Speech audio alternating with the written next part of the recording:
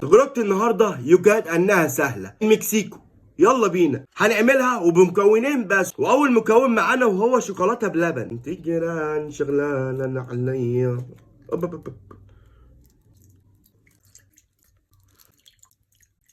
صب كده، صب واحنا بنصبها كده ما تنساش بقى، لو عايز تعرف انا بعمل مونتاج ازاي بص على اول كومنت او هتلاقيه في البايو. وتاني حاجه جيلاتين. كوب يا زميلي، كوب يا زميلي، كوب يا زميلي، كوب، ونقلب. افتكر ان في حد منشني على الفيديو دوت وقال لي لو عملته هطلعك نص مليون متابع. يلا بينا ونرفعه على النار وننزل بقى كده.